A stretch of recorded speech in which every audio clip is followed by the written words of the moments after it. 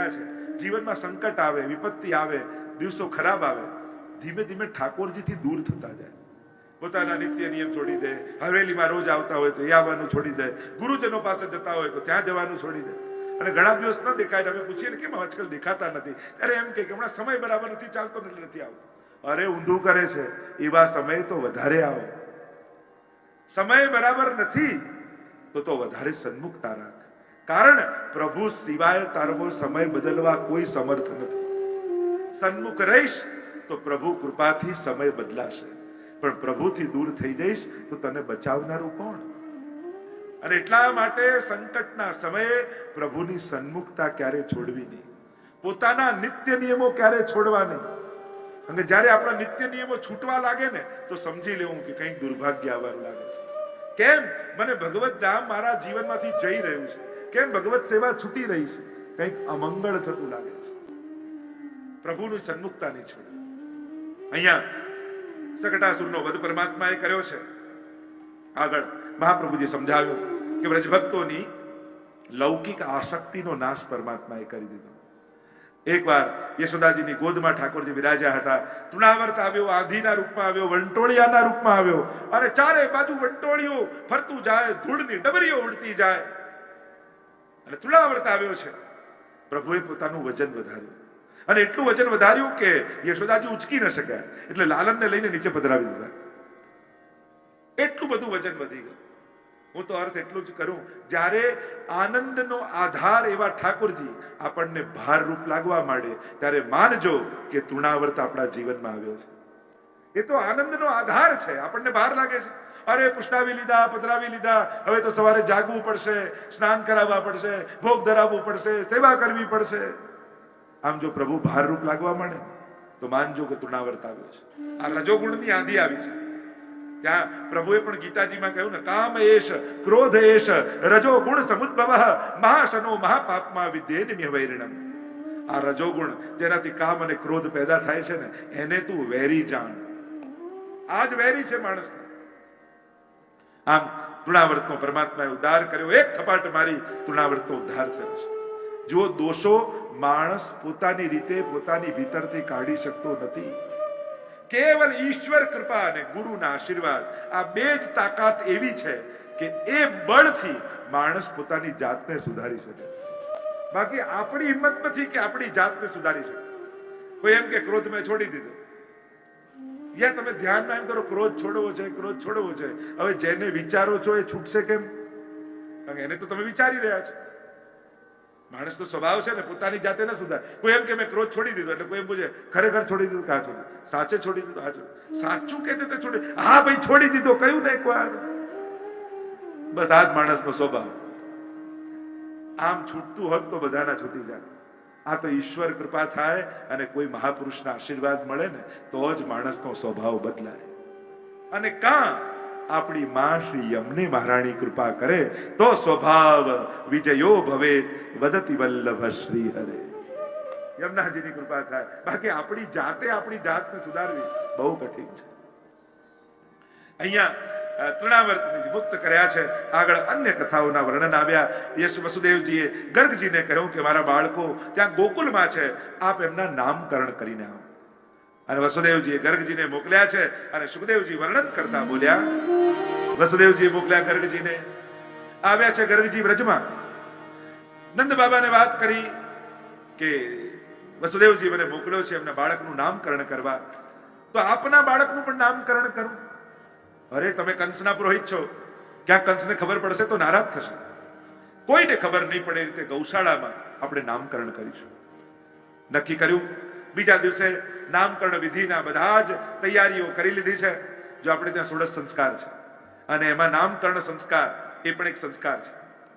અને પ્રાચીન સમયમાં ગુરુજનો આચાર્યો બાળકનું નામકરણ કરતા. આ ફૈબા ક્યારથી વચ્ચે આવી ગયા ખબર જ ના પડી. બાકી તો તમે શાસ્ત્રોમાં જુઓ તો જ્યાં જ્યાં શાસ્ત્રોમાં જુઓ તો કોઈ આચાર્ય આવી એના ગુણ રૂપ લક્ષણ ક્રિયા જોઈ અને એનું નામકરણ કરે. અને આમ નામકરણ વિધિ માટેની બધી તૈયારીઓ થઈ છે. યશોદાજીની ગોદમાં લાલન છે, રોહિણીજીની ગોદમાં દાઉજી છે. દ્રષ્ટિ પડી ગર્ગજીની દાઉજી ઉપર અને ગર્ગજી બોલ્યા, અયમ હિ રોહિણી પુત્રો આ રોહિણીજીનો પુત્ર છે. બલમાં સર્વથી અધિક થશે, સર્વને આનંદ આપનારો થશે, એટલે એનું નામ હું બલરામ રાખું છું. બોલીએ બલરામજી મહારાજની જય. હવે દ્રષ્ટિ પડી પ્રભુ ઉપર. સુંદર નીલ વર્ણ પ્રભુ, ગુંગરાળા ગુંગરાળા કેશ, કમલની પાંખુડીઓ જેવા નેત્ર અને મંદ સ્મિત કરતા કરતા ગર્ગજીની તરફ નિહારવા લાગ્યા પ્રભુ. અને પ્રભુના મુખારવિંદના દર્શન કરતા જ ગર્ગજી સમજી ગયા, અરે આનું નામ હું શું રાખું? આ તો દરેક યુગમાં આવે છે, જુદા જુદા નામ લઈને આવે છે, અને આનું નામ હું શું રાખવાનું? આ તો જગતનો નાથ છે.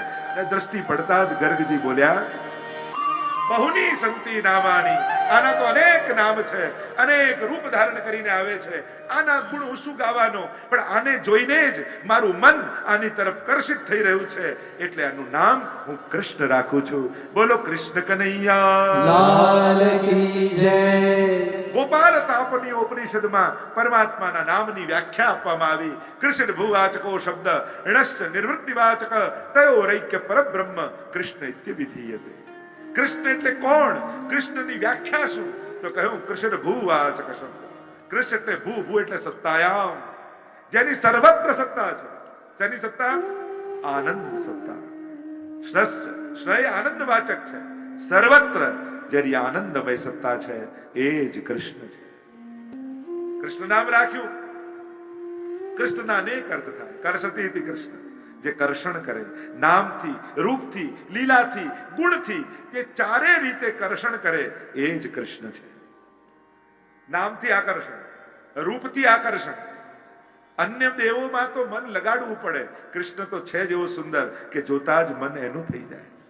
લીલાથી કર્ષણ, એની લીલા એવી હોય જે સાંભળતા સાંભળતા બધાનું મન લાગી જાય. ધામથી કર્ષણ, એનું ધામ એવું સુંદર છે, એનાથી કર્ષણ કરે છે. આમ જે કર્ષણ કરે એ કૃષ્ણ નામ પડ્યું છે. હવે તો પ્રભુ ધીરે ધીરે મોટા થવા લાગ્યા. બાલ લીલાઓના ચરિત્રોના વર્ણન આવ્યા છે. બપોરનો સમય થાય એટલે બધી જ ગોપીઓ આવી જાય, કુંડાળું કરીને બેસી જાય, વચમાં લાલનને પધરાવે અને જુદા જુદા ખેલ કરાવે. લાલનને શીખવાડે, લાલન જો આપના હસ્ત ક્યાં છે? તો લાલન હાથ કરીને બતાવે. અચ્છા લાલન બતાવો તમારા ચરણ ક્યાં છે? પ્રભુ ચરણ ઊંચા કરીને બતાવે. ગોપીઓને જવું લાલનને એના કાન પકડાવી દઈએ. અચ્છા બતાવો લાલન કાન કહાં હે? અને આ તો ચતુર શિરોમણી ગોપીના કાન ખેંચીને ક્યાં રહ્યા.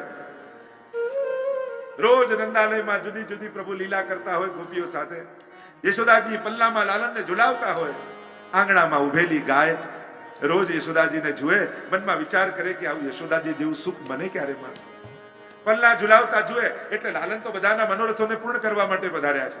એટલે ઘૂંટણીએ ચાલતા ચાલતા લાલન એક વાર પહોંચી ગયા નંદાલયના ચોકમાં, અને જ્યાં ગાય બેઠી બેઠી રોજ મનમાં મનોરથ કરતી કે યશોદાજી જેવું સુખ મને ક્યારે મળે.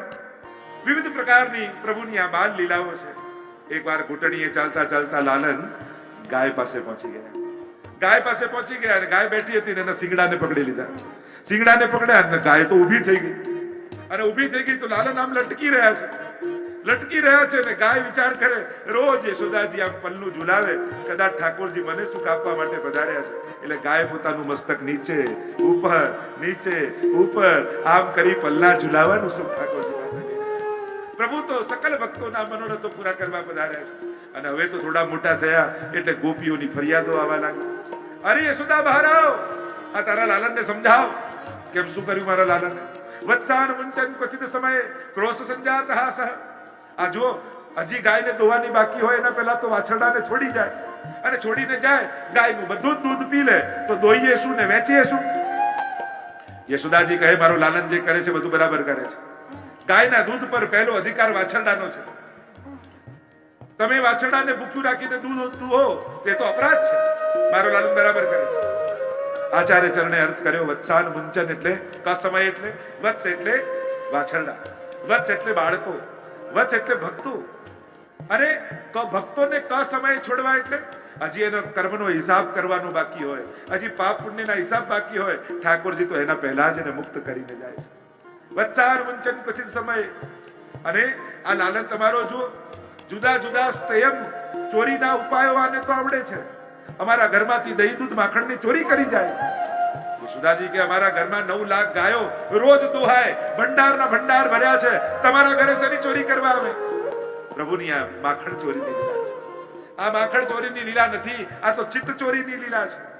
ચોર ભગવાન નથી, ચોર તો માણસ છે. કાંઈ લઈને આવતો નથી, છતાંય આય મારું ને પેલું મારું, આ કોઈને ના આપું ના મારું છે. અને બધું ભગવાનનું છે. અને જેનું હોય એ લઈ લે, એ ચોરી ન કહેવાય, એ તો અધિકાર કહેવાય. આ તો ચિત્ત ચોરીની લીલા છે. ગોપીઓ જ્યારે સવારના સમયે દહીં દૂધ વલોવતી હોય, માખણ વલોવીને કાઢે અને મનમાં વિચાર કરે કે પ્રભુ, આ એક કોડિયામાં રહેલું માખણ, અને તારા ઘરે તો ભંડાર ભર્યા છે, આ આટલું કોડિયામાં રહેલું માખણ તારા સુધી કેમ પહોંચાડું? અમે તો જે કાંઈ કરીએ છીએ તારા માટે કરીએ છીએ, તને ધરવા માટે માખણ કાઢ્યું છે, પણ અમે અસમર્થ છીએ, તારા સુધી પહોંચી શકીએ એમ નથી. ઠાકોરજી કે તું ન પહોંચી શકે, પણ હું તો તારા ઘરે આવી શકું ને. ભલે ને ગામના લોકો ચોર કહે, પણ તારો મનોરથ પૂરો થતો હશે તો ચોર કેવડાવીને પણ તારા સુધી હું પહોંચી જઈશ. એટલે તો કહ્યું ને, દુગ્ધાદિ ચૌર્યેણ યશો વિસાય. દુગ્ધાદિની ચોરી કરી ભગવાને યશનો વિસ્તાર કર્યો. હવે ક્યાં એવું સાંભળ્યું છે કે કોઈ ચોરી કરે તો એનો યશ વધે? ઉલટાનો યશ ઘટે ને. ક્યારે કોઈ ચોરના વખાણ સાંભળે કે આણે તો જે ચોરી કરી ખરેખર આના જેવી તો કોઈ ના? આવું ક્યાંય સાંભળ્યું? અહીંયા તો પ્રભુ ચોરી કરે તો ગોપીઓ ભેગી મળીને ઉત્સવ કરે. અને ઠાકોરજી આપણા ઘરે પધાર્યા, આપણા ઘરનું અંગીકાર કર્યું, એકબીજાને વધાઈ આપે. અરે તું ભાગ્યશાળી છું, તારા ઘરે પ્રભુ પધાર્યા છે. પ્રભુના યશનો વિસ્તાર કેમ થાય છે? કારણ કે પ્રભુ ચોરી કરવા નથી આવતા, ભક્તોના મનોરથોને પૂરા કરવા માટે આવે છે. અને પ્રભુ આ રીતે પણ ભક્તોના મનોરથો પૂરા કરે, એનાથી ભગવાનનો યશ વધતો નથી, ભગવાનનો યશ ઘટતો નથી, વધે છે. કારણ કે પ્રભુ આટલા વૈભવની વચ્ચે રહેતા પણ ચોર કેવડાવીને પણ ભક્તોના મનોરથોને પૂરા કરે છે. આ ચિત્તચોરીની લીલા છે, આ માખણ ચોરીની લીલા નથી. નિત નવીન જાગેલો ભાવ એ જ તો નવનીત છે. અને એટલા માટે અનેક પ્રકારથી માખણ ચોરીની લીલાના પ્રસંગો કહેવામાં આવે. એકવાર એક ગોપીએ કહ્યું તું બીજે બધે ચોરી કરે, પણ મારા ઘરે ચોરી કરી બતાવો તો માનો. ઠાકોરજી છાના માના એના ઘરે પહોંચી તો ગયા. જળ ભરવા ગયેલી ગોપી જ્યાં ઘરમાં આવી અને ઠાકોરજી મોઢામાં માંડેલી દૂધની માટલી અને હાથમાં આવ્યા. પ્રભુ, આજે રંગે હાથે તું પકડાયો છે, આજે યશોદાજીને બતાવીશ કે ચોરી કોણ કરે છે. અમે કહીએ છીએ તો યશોદાજી માનતા નથી, અને હાથ પકડીને ખેંચતી ખેંચતી નંદાલય તરફ લઈ ગઈ. અને પ્રભુના જે સખા મંડળીઓ હતી બધી પાછળ પાછળ હો હો હો કરતી કરતી આવે, અને એમાં ગોપીનો છોકરો પણ ઠાકોરજીની ટોળીમાં, એ પણ પાછળ પાછળ. વચમાં બજાર આવ્યું, સસરાજી દુકાન પર બેઠા હતા અને ગોપીએ તાણ્યો ઘૂંઘટો. થયું કે સસરાજી બેઠા છે તો એમને કેમ જવાય, અને ઘૂંઘટો તાણ્યો. પ્રભુને થયું કે હવે મોકો છે.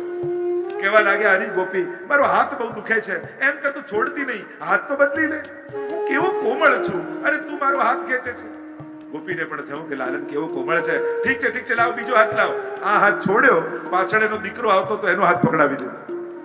મોઢામાં મિશ્રી ભરી દીધી. પેલો હું કરે મિશ્રી પીગળે નહીં, પેલો બોલે નહીં. અને છાના માના સૈયા મંદિરમાં જઈને પડી ગયા લાલ. અહીંયા ગોપી આવીને કહેવા લાગી, યશોદા બહાર આવ, ચોરને પકડીને લાવી છું, તારી આંખે જો કોણ ચોરી કરે છે. યશોદાજી કે હું નહીં, તું જો. અને જ્યાં જોયું થયું, ચિંટુ તું ક્યાંથી અહીંયા? અરે હાથમાં તો કનૈયો હતો, તું ક્યાંથી આવ્યો? અરે મારો કનૈયો તો સૈયા મંદિરમાં પડેલો છે. અરે લાલા બહાર આ. ઠાકોરજી આંખ મસલતા મસલતા બહાર આવ્યા. અરે કહા હે ભૈયા, સોએ તો દે, સુવા તો દે, હું થાકીને આવું છું. આ ગોપી એમ કહે છે કે તું આના ઘરે ચોરી કરવા ગયો? અચ્છા, હું ગયો? ભૈયા, આને છે ને ભૂત વળગ્યું છે. આના કાનમાં એક વાત મંત્ર કહી દઈશ, પછી ક્યારે આને આવું નહીં થાય. નીચે બેસાડી ગોપીને કાનમાં કહ્યું, આ વખતે તો છોકરાનો હાથ પકડાવ્યો, ફરી આવું કરીશ તો ધણીનો હાથ પકડાવી દઈશ. પેલો કે લાલા તારી ફરિયાદ કરે બીજી, આજ પછી ક્યારે નહીં આવું. અનેક અનેક ઉપાયો કરીને ઠાકોરજી ચોરી કરવા પધારે છે. એક નવી નવી પરણીને આવેલી ગોપી, સાસુએ કહ્યું છે હું જલ ભરવા જાઉં છું, પણ કોઈ એક નાનકડું બાળક આવે અને માખણ માંગે તો જરાય આપતી નહીં. તું માખણ આપવા જઈશ ને તો આખું માટલું લઈને ભાગી જશે. અચ્છા, તો શું કરવું? એ આવે તો લે આ દોરડું પકડ, એમ કરજે, આ થાંભલા જોડે એને બાંધી દેજે, પછી હું આવીને સમજી લઈશ. ઠીક છે ઠીક છે. સાસુ તો ગયા. થોડી વાર થઈ, ગોપી ઘરમાં હતી, નવી નવી પરણીને આવેલી વહુ. દરવાજો ખટખટ્યો, ખોલ્યું તો નાનકડું બાળક સામે આવ્યું છે. પૂછ્યું તું કોણ છે? પ્રભુ કહેવા લાગ્યા, અરે હું અહીંયાથી જતો હતો, ભર ઉનાળાનો દિવસ, મારું ગળું બહુ સુકાય છે, તારા ઘરમાં થોડું માખણ છે, થોડું માખણ ચાટી લઉં તો ગળું ભીનું થઈ જાય. પેલી ગોપી કે તારા વિશે મારા સાસુ બધું કહી ગયા છે. અચ્છા, શું કહી ગયા છે? બધું સમજાવી ગયા છે અને મને કહી ગયા છે કે આ દોરડાથી એને થાંભલા જોડે બાંધી દેજે. અચ્છા, ચલ મને બાંધી દે, ચલ કહી ગયા છે તો બાંધી. ઠાકોરજી થાંભલા પાસે ઉભા રહી ગયા, આમ હાથ રાખ્યા, દોરડું પકડ્યું, કહ્યું ગોળ ગોળ ગોળ ગોળ ફેરવ્યું. ઠાકોરજી હાથ આમ લઈ લે એટલે દોરડું પડી જાય. પાછું એમ તો અરે બરાબર બાંધ, ફરી બાંધવા જાય ને હાથ આમ કરે અને પાછું હાથ આમ કરે એટલે પડી જાય. 3 વાર એમ તો પ્રભુને થયો હવે મોકો છે. અરે તને તારી માએ બાંધતાય નથી શીખવાડ્યું, પરણાવીને અમારા ગામમાં મોકલી દીધી, આટલું આવડતું નથી, લાવ હું તને શીખવાડું કેમ બાંધવાનું. ઊભી રહી જાય, અહીંયા પેલી ઊભી રહી ગઈ, દોરડું પકડી લીધું. ઠાકોરજી ગોળ ગોળ ગોળ ગોળ ગોળ ગોળ ફર્યા, ગાંઠ બાંધી, કહ્યું શીખી ગઈ? હા, તો બંધાયેલી રહે. પ્રભુ માટલું ઉંચકીને જ્યાં ઘરની બહાર જવા જાય, ગોપીએ બૂમ પાડી, પ્રભુ છોડાવ તો ખરા. ઠાકોરજીએ કહ્યું, હું તો પુષ્ટિ પુરુષોત્તમ છું, મને પકડતા આવડે છે પણ કોઈને છોડતા નથી આવડતું. એક વાર જેને પકડવું એને ક્યારે છોડવું નહીં. આ તો મારું પ્રણ છે અને એ પ્રણ લઈને હું અહીંયા નંદાલયમાં આવ્યો છું, એટલે પકડતા શીખ્યો છું, છોડતા કોઈને નથી. અનેક વિધ પ્રકારની લીલાઓ ઠાકોરજી કરે. એકવાર ચંદ્રાવલીને ત્યાં ઠાકોરજી નાનકડી ગોપીનું રૂપ ધારણ કરીને પધાર્યા. દરવાજો ખટખટાવ્યો અને ખોલ્યો દરવાજો, જુએ તો એક નાનકડી ગોપી, આખું શરીર સાડીઓથી લપેટાયેલું, નીચેથી ઉપર ને ઉપરથી નીચે જુએ. પૂછ્યું, કોણ છે તું? ઠાકોરજી બોલ્યા, અરે મને ના ઓળખી, હું તારી નાની બેન ભદ્રાવલી છું. એટલે કે હું તો પરણીને આવી, મારી તો કોઈ બેન નહોતી. અરે તું પરણીને ગઈ ને પછી મારો જન્મ થયો છે. આખું શરીર ઢાંકેલું ને ઘૂંટો તાણે. અચ્છા, નીચેથી ઉપર, ઉપરથી નીચે જોયું, બાકી તો શરીર ઢાંકેલું, હાથ બહાર હતા અને એ કાળા કાળા. ચંદ્રાવલી કે અમારા ઘરમાં બધા ગોરા, મૈયા ગોરી, હું ગોરી, બાબા ગોરા, તું ક્યાંથી કાળી કાળી થઈ? અરે તારો જન્મ થવાનો હતો ત્યારે તો મૈયાએ માખણ મિશ્રી ખાધા, મારો જન્મ થવાનો હતો ત્યારે જાંબુની સીઝન ચાલતી હતી.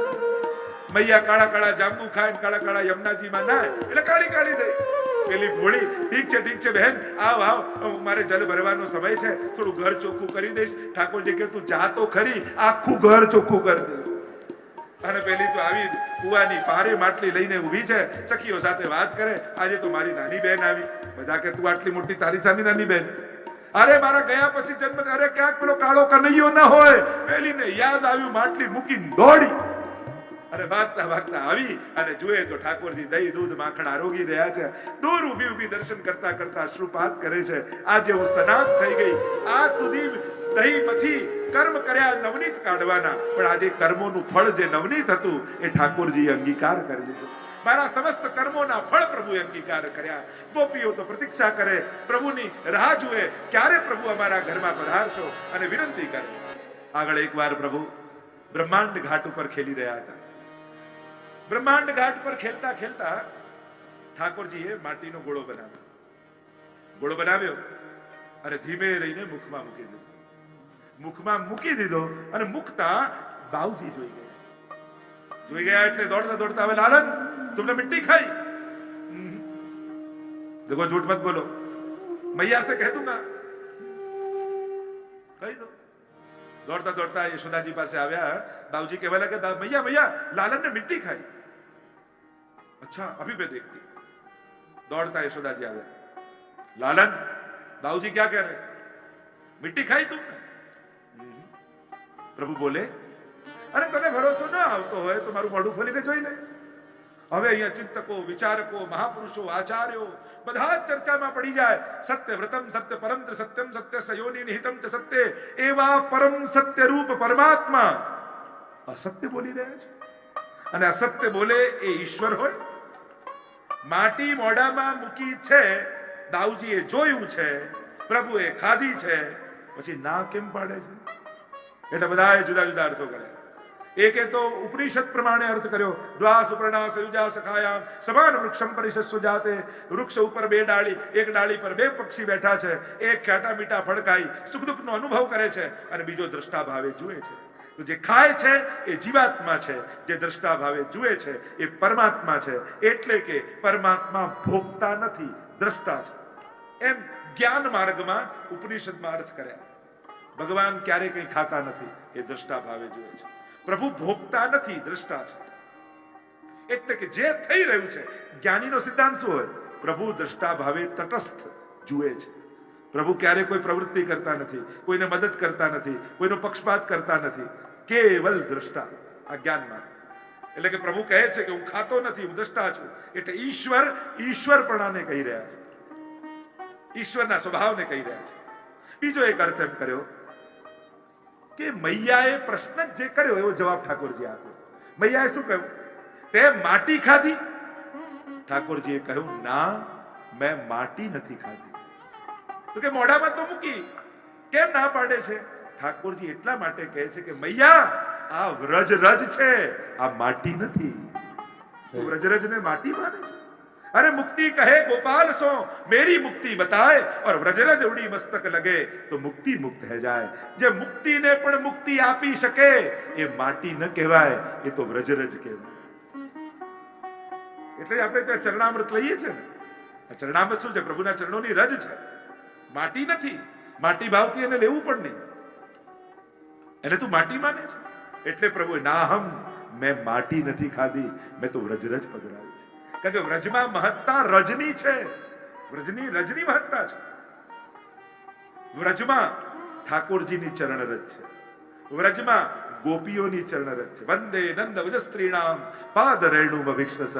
ઉદ્ધવજીએ પણ ગોપીઓની રજની ગથા ગાઈ છે. કથા અને ગુણગાન કર્યા છે કે કૃષ્ણ તો કૃષ્ણ કરતા તો આવ્યા, પાછા ગયા ત્યારે ગોપીની ચરણ રજની ગાથા આવ્યા કે આ રજ દુર્લભ છે. આશા મહો ચરણ રેણુ જુષા મહસ્યા. ધન્ય છે આ વ્રજની વ્રજાંગના. એમ એ રજની ગાથા ગાઈ છે. તો વ્રજમાં પ્રભુની ચરણ રજ, ગોપીઓની ચરણ રજ, ત્રીજી છે ગોરજ, ગાયોની ખુરરજ. આ ત્રણ રજ સનાથ કરનાર છે. અને આ રજ ક્યાં છે? તો કહ્યું પહેલા વૃંદાવનમાં છે. બીજું ક્યાં છે? તો કે વ્રજ રજ में लोटत गोविंद कुंड में नहिए तरेटी श्री गोवर्धन की રહી. ગિરિરાજજીની તરેટીમાં વ્રજ રજ છે.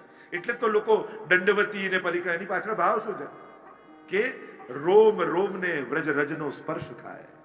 વ્રજ રજ में लोटत, આ ભાવથી લોકો દંડવતી કરતા હોય છે. વ્રજ રજમાં આળોટું.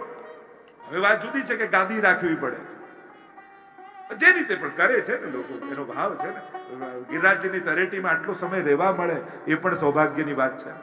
જે રીતે પણ લોકો પછી સાધનો ગોતે કે આ સાધન, જે સાધન, એમાં કઈ નાનું નથી થઈ જતું.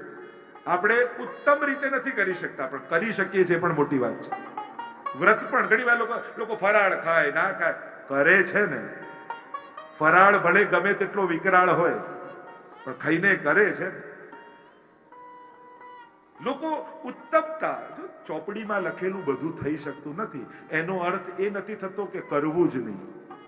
ઘણીવાર ઉત્તમતાનો વિચાર કરી લોકો સાવ મૂકી દે કે હવે તો સાવ ભૂખ્યા રહીને તો ન થાય, અને ફરાળ કરીને કરાય નહીં, કરવાનું બંધ.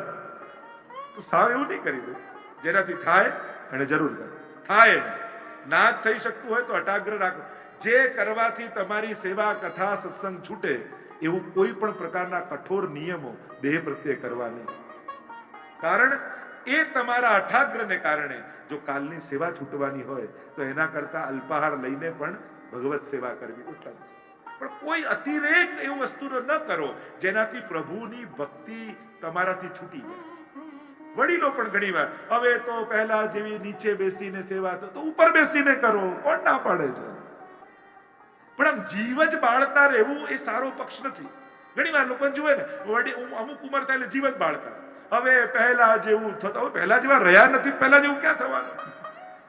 હવે જેવા છો એવા સંજોગોમાં શું કરી શકો છો એનો વિચાર કરો. પહેલા જેવા નથી તો પહેલા જેવું નથી થવાનું. નીચે નથી બેસાતું તો ઉપર બેસીને કરો. સાવ વ્રત નથી થતા તો એકવાર એક ટંક કરીને કરો.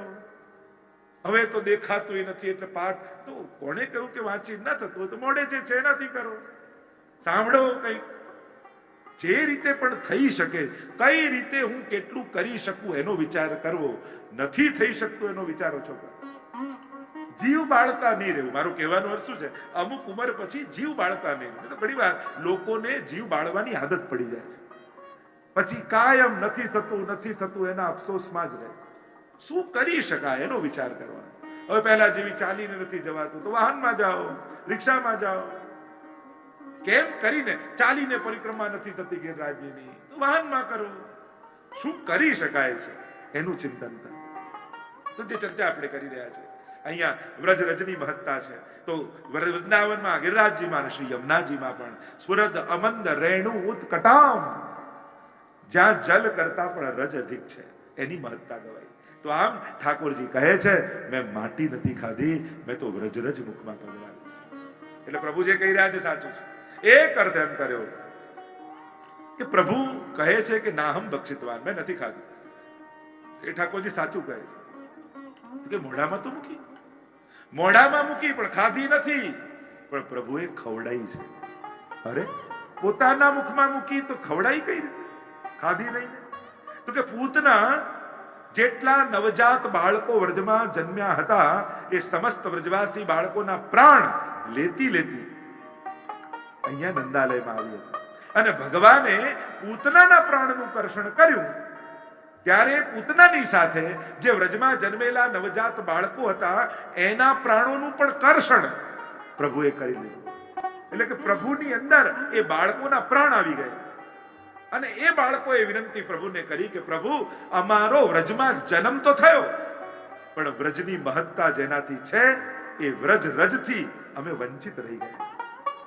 વ્રજમાં જન્મ્યા છતાંય વ્રજરજ ન પામી શક્યા. પ્રભુ આપ કૃપા કરો અને વ્રજરજનો અમને આસ્વાદ કરાવો. અને એટલા માટે પ્રભુએ માટી ખાધી નથી, પણ વ્રજ બાળકોને ખવડાવી છે. કારણ કે જે મુક્તિને પણ મુક્તિ આપી શકે એવા વ્રજરજનો આસ્વાદ પ્રભુએ કરાવ્યો છે. માને કહ્યું તો મારું મુખ ખોલીને જોઈ લે. કહ્યું ખોલ મુખ. અને પ્રભુએ જ્યાં મુખ ખોલ્યું, બ્રહ્માંડના દર્શન થયા. બ્રહ્માંડમાં પૃથ્વી, પૃથ્વીમાં ભારતવર્ષ, ભારતવર્ષમાં બ્રજમંડળ, બ્રજમંડળમાં બ્રહ્માંડ ઘાત. અને યશોદાજીએ પોતાને ઉભેલી જોઈ. ચક્કર આવવા લાગ્યા યશોદાજીને. અરે આ કોઈ દેવની માયા છે કે મારો પુત્ર પુત્ર નહીં પણ ઈશ્વર છે. અને જો આ ઈશ્વર હોય તો મેં તો કેટલા અપરાધ કર્યા છે. અને વડી છું, અને માર્યો છે, અને ભોજન નથી આપ્યું. મારા જેવી પાપી કોણ? આને તો સિંહાસનમાં પધરાવીને આની તો પૂજા કરવી જોઈએ. જ્યાં આવો વિચાર આવ્યો, પ્રભુને થયું કે આ તો ગડબડ થઈ ગઈ.